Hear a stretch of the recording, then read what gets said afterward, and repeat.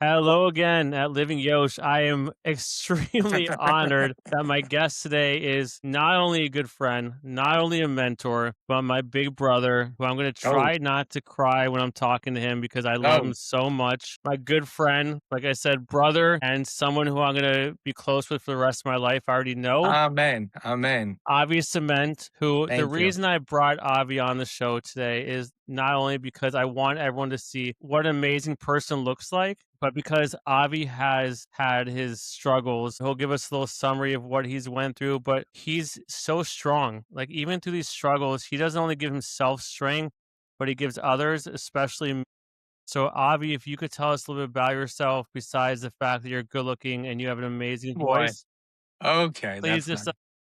I'm sorry, I gotta brag about you. I'm All very right, lucky to have you in my all life. right.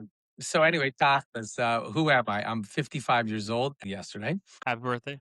Thank you, Belandro. I'm married, 5 kids. Youngest is 20. The oldest is 28, 29. So, I've done it. I've raised the kids and I've grew up modern Orthodox in Miami Beach. I went to Hebrew Academy. By modern Orthodox, that means that I probably ate out, a little dairy with my friends. Restaurants that weren't 100%, I probably dated. And then I went to Israel in 1989, grew up, changed a different perspective, and really, I would say at that point, started to become, I would say, legitimately from. I went through life and I worked in family business. And when I turned 40, I decided that in order to fulfill my inner happiness, I had to go out and fulfill my dream of becoming a nightclub Sinatra style singer.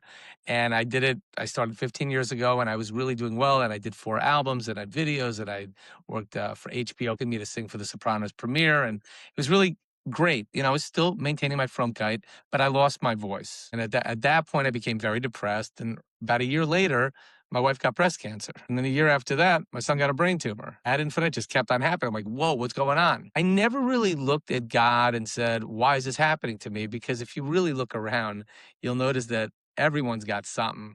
It's true. There are some people that we call lucky, meaning they go through life and they don't seem to have too many problems, and they don't. But most of the time, people are dealing with things that we just don't know about. So you can't look at the few select people that have these pristine, charmed lives where things seemingly go well. And by the way, you haven't seen their whole life, you only see a portion of it.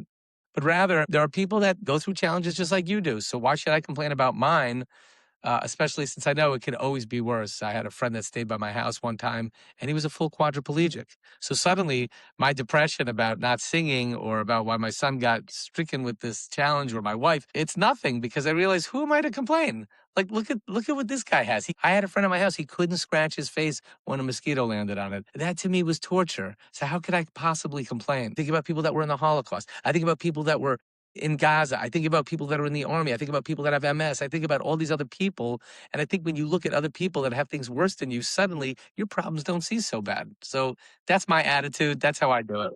So let me ask you, Avi, Okay. when any of these happen, what kind of energy level did you have as far as like, did you not want to be around other people? Were you just like, I need to focus on myself? And, were you less patient? Because that happened to me. Like there are moments where I'm just like, I can't deal with anyone. I don't want to be around anyone. I just want to be in my Yeah, little hole and not and no one else matters, which is I think that would okay. happen to me. I think that would happen to me was I I got extremely depressed when my son got sick. I got depressed when I got sick, and I remember my friend Yaakov Baghdadi said to me, what's your problem? I go, I can't see myself as doing anything else. This is my passion. This is my dream. This is what I live for. He's like, well, maybe you need to start seeing yourself differently. I'm like, oh, I'm not prepared to do that. This is how I envision myself. For me, as someone, oh, could you hold on? Can we stop this for a moment or we're not allowed to do that? No, no, no. We could stop and be to be Pause it for continued. just, I have to say, answer this call and hold on one second.